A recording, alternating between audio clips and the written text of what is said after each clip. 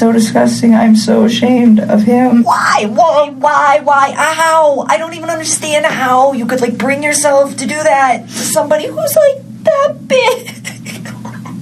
Did you ever say anything to him about, Never. anything about his kids being a problem? Anything about his wife being a problem? Never. This shocked me just as much as I think it shocked the rest of the world. At 6:16 in the morning, on August 13th, 2018, Nichol Kessinger's phone pinged a cell tower. Not near her home, not along her usual commute route, not anywhere she had any documented reason to be at 6:16 in the morning. Near the Watts family residence. Now, I need you to sit with the timing of that for a moment before I tell you anything else, because the timing is everything here. Chris Watts left his home in the early hours of August 13th, 2018. Shanann was already dead. Bella and Celeste were already gone. He was heading to the oil field, and at 6:16 in the morning, within a window that investigators have documented and that nobody in the mainstream coverage of this case has ever fully examined, Nichol Kessinger's phone was pinging a tower near that house. And while her phone was pinging that tower, she made a call, not to Chris Watts, to someone named Jim. When investigators later asked her about Jim, when they specifically asked whether Jim could serve as an alibi witness for her whereabouts that morning, she was reportedly reluctant to provide him. A woman with nothing to hide, reluctant to provide an alibi witness for a morning when her phone was near a house where 3 people had just been murdered and 1 had never gotten to breathe. I have been covering this case on this channel for a long time now. I have gone through the documents, I have read the letters, I have sat with the discovery materials and the investigator accounts and the forensic record, and I carry something personal into every video I make on this case. I lost loved ones to an unsolved crime, and I know what it means when evidence sits on the table and the questions around it never get asked loudly enough. Today, we are asking them loudly enough, because what I am about to show you is not speculation, it is not theory, it is documented, it is in the record, and it has been sitting there for 8 years, while the mainstream narrative told you this case was closed the moment Chris Watts pleaded guilty. It was not closed. And in 2026, with new accounts surfacing from people who were inside Dodge Correctional with Watts himself, the questions around Nichol Kessinger's role in this case are more pressing than they have ever been.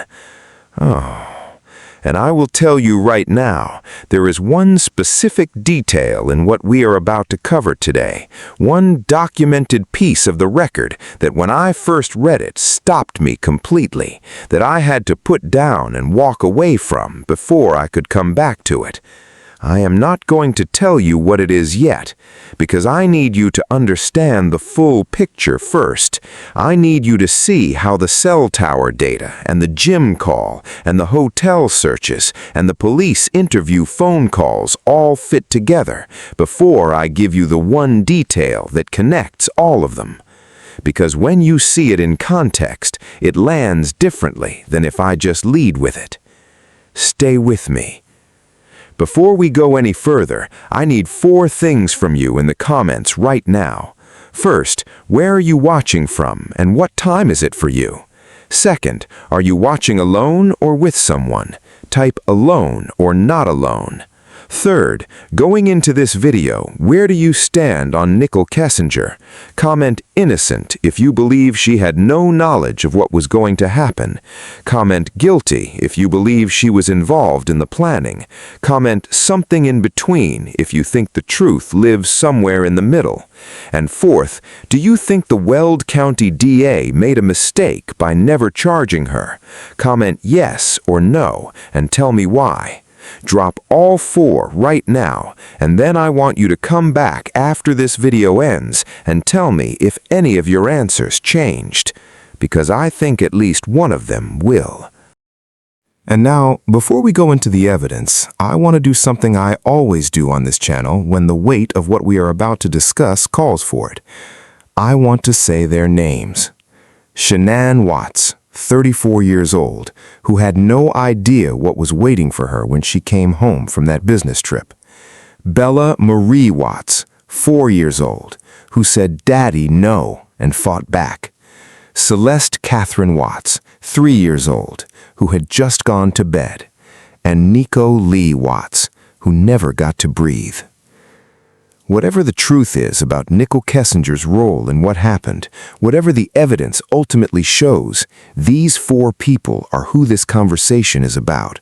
Not the legal outcome, not the conviction, the truth, the complete, unaccounted for truth that the guilty plea of one man did not and could not fully deliver. They deserve that truth, and so does this community. Let's go into the evidence.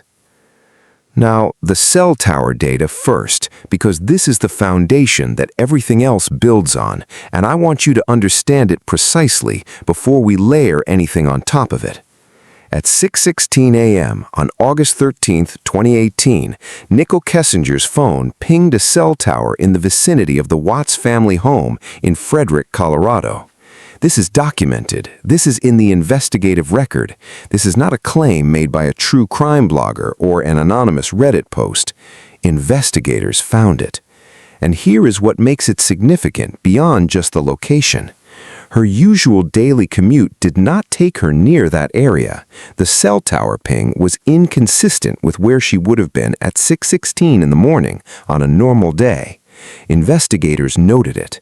They asked her about it, and her explanation for being in that vicinity at that specific time, in that specific window, on the morning her boyfriend had just murdered his family, was apparently not satisfying enough to close the question.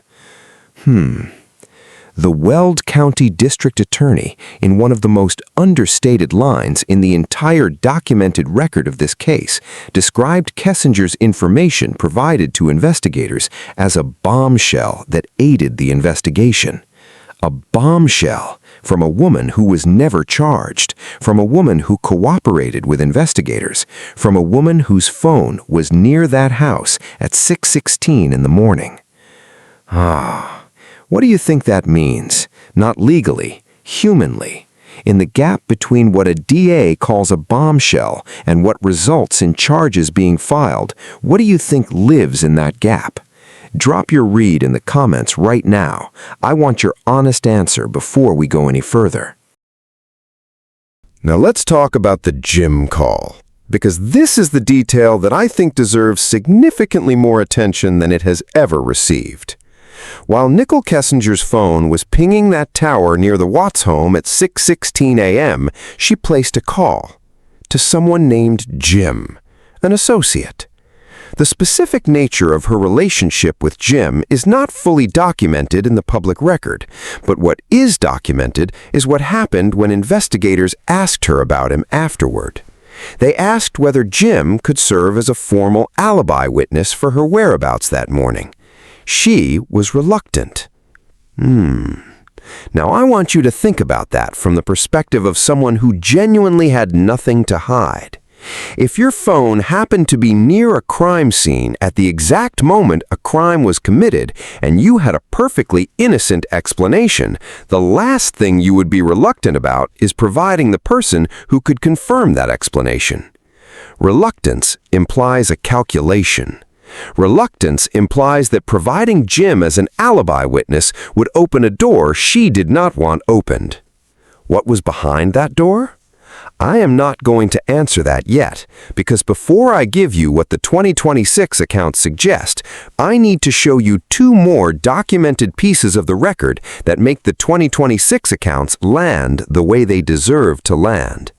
Stay right there. The hotel search.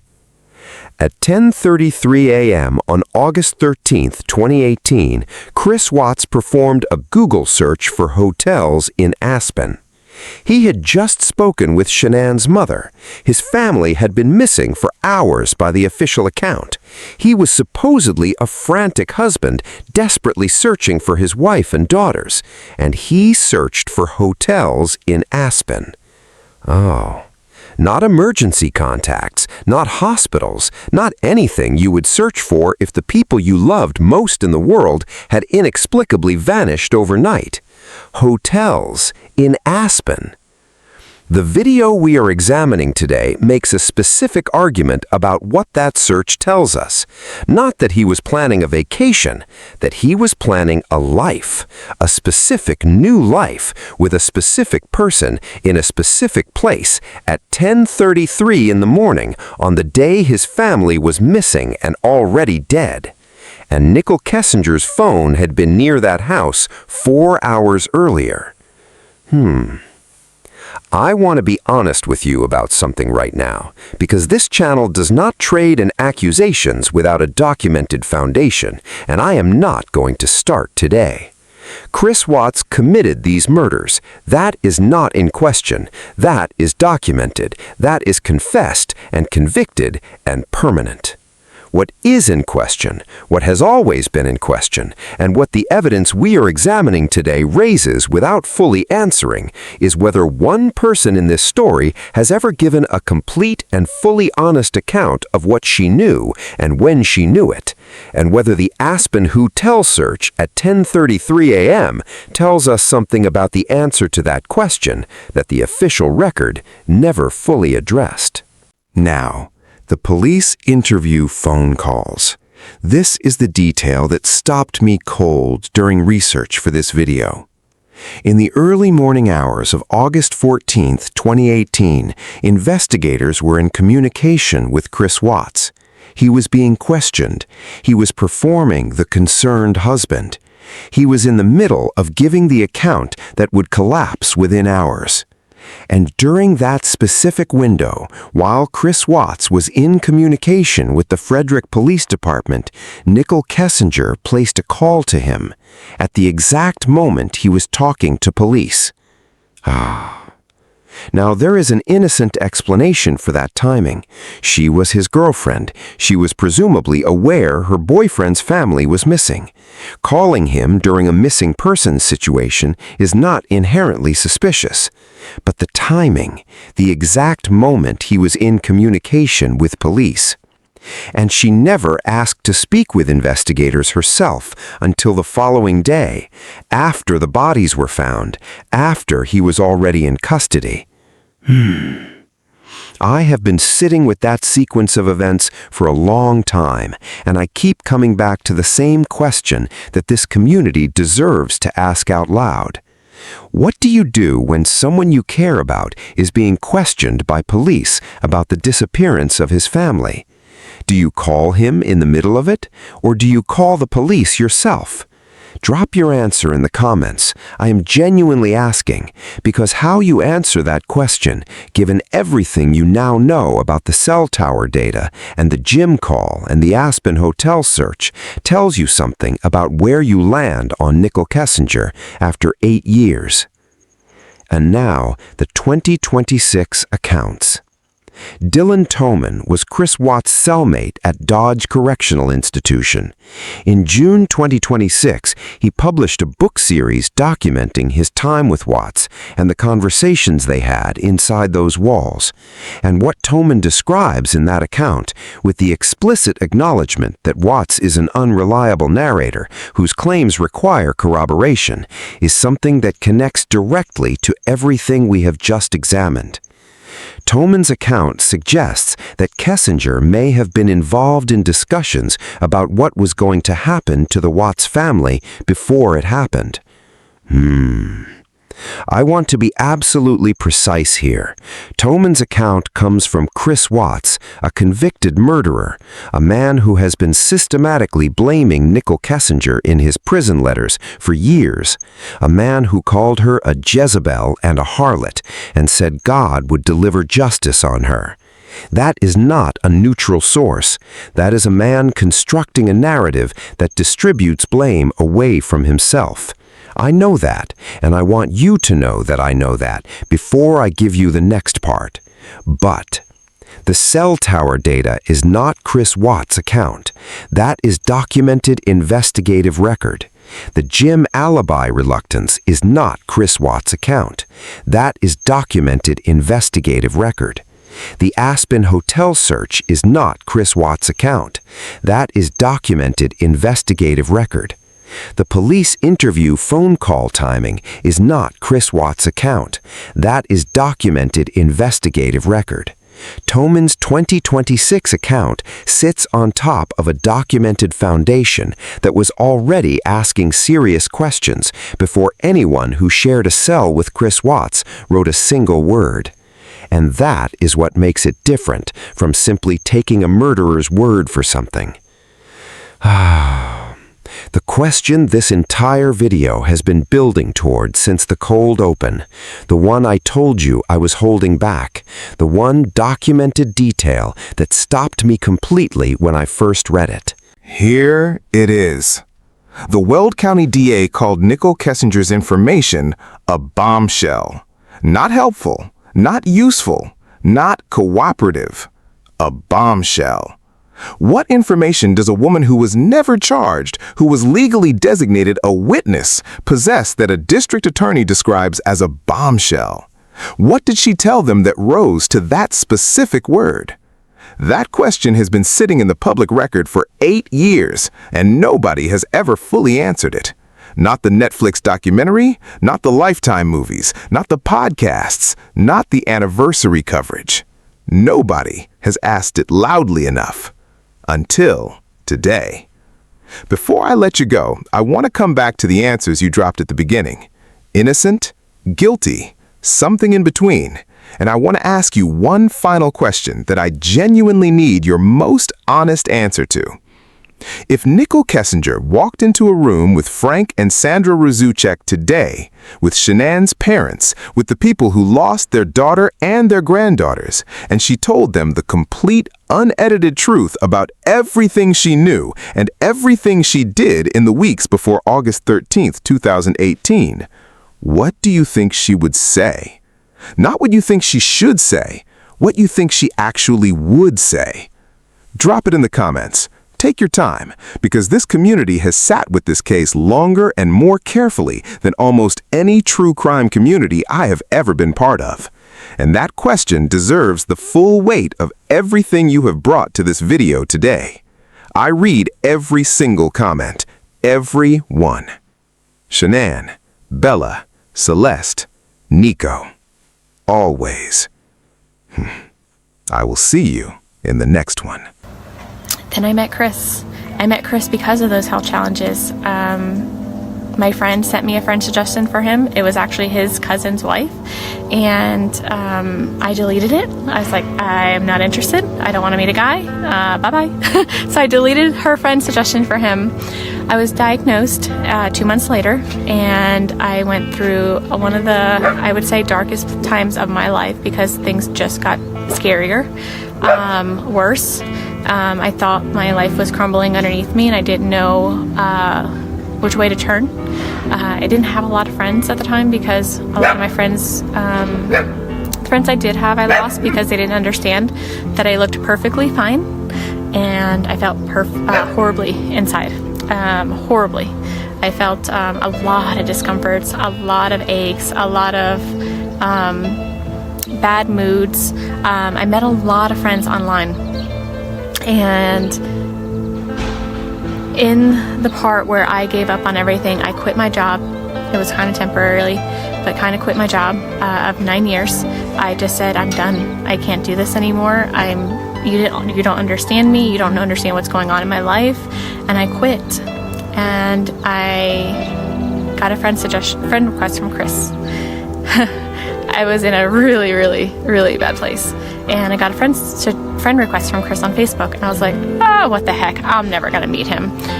Except, well, one thing led to another. And 8 years later, we have 2 kids. We live in Colorado. And he's the best thing that has ever happened to me.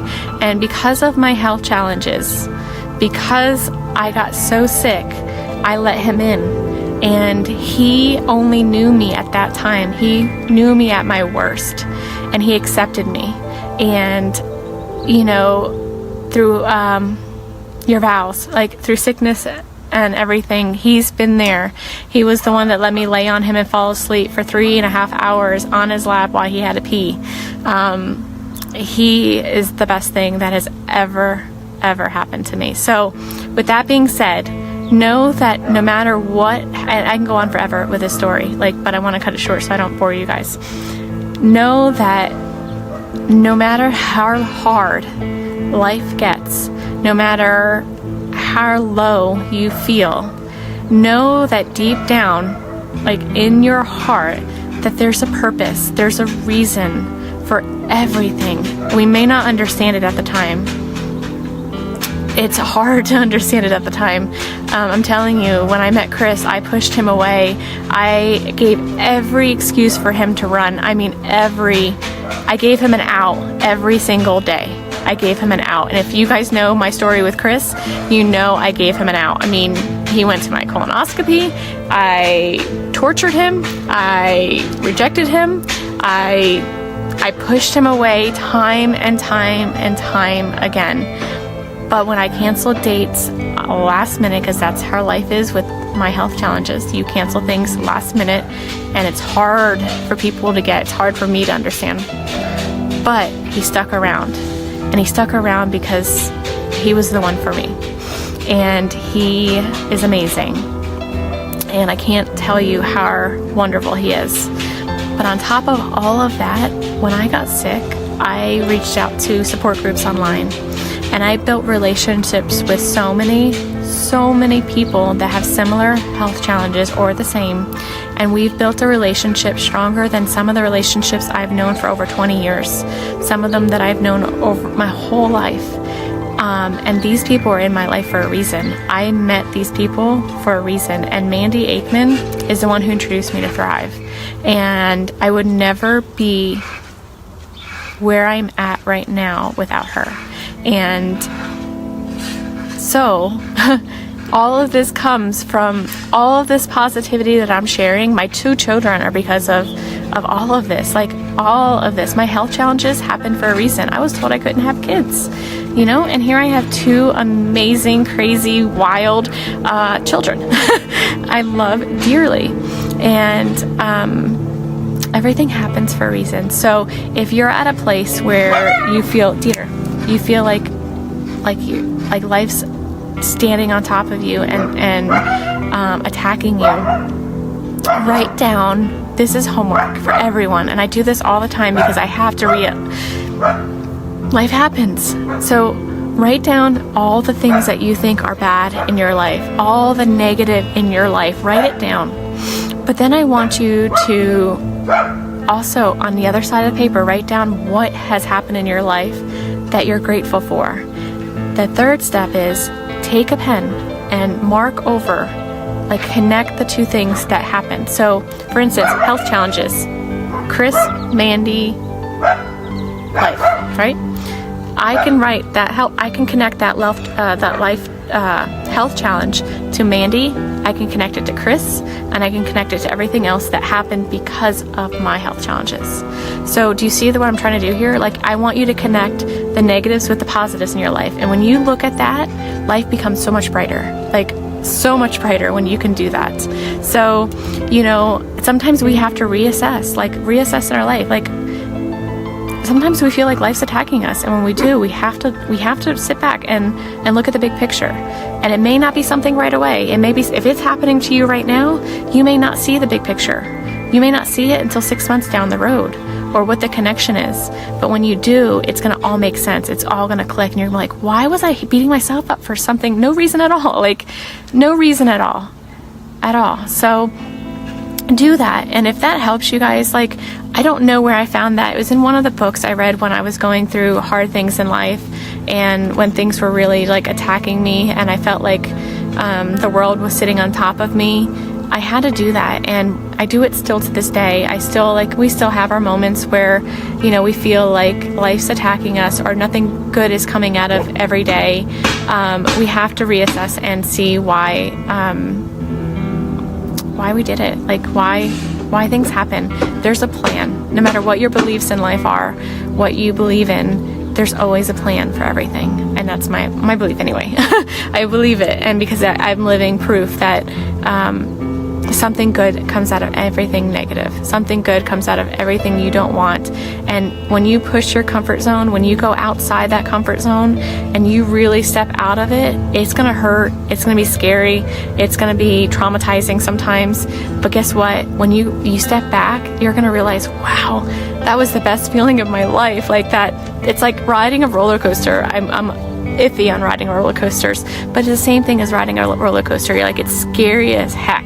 You don't want to do it, but when you do, it's exhilarating. Like, it's exciting. It's. I mean, literally, when I found out I was going on stage, I think I lost 5 pounds. It was the scariest thing ever, and I was like, as long as I don't have to speak, we're good. You know, I can do this. So, it was still scary. Like walking on stage in front of 25,000 people, I'm like, holy crap, am I gonna trip in these heels? Am I gonna bust my face? What am I gonna do? Like, my hair gonna be standing up? Is my skirt gonna be pulled up and not realize it? I was scared. Like, all of those things came through my mind, and you know, it's just exhilarating on the other side. It's so exhilarating. And so I hope I helped somebody today, because I felt like I needed to share that. And I know I kind of rambled a little bit, and I apologize. I apologize if I don't make sense. I apologize if any of it, like, it goes over left field. But I wanted to share, and I wanted to. So I hope that helped anyone that was on today listening. And if it did, let me know, because, or if you need to talk, like, always message me. I love talking to people, and I love helping in any way I can, because many people have helped me through my life and my struggles and everything. So I appreciate everyone's who's impacted my life and who still continues to impact my life. And so I like to try to pay it forward, and I try to help people too in any way that I can, even if it's just being there and listening to you. Thank you, Jen.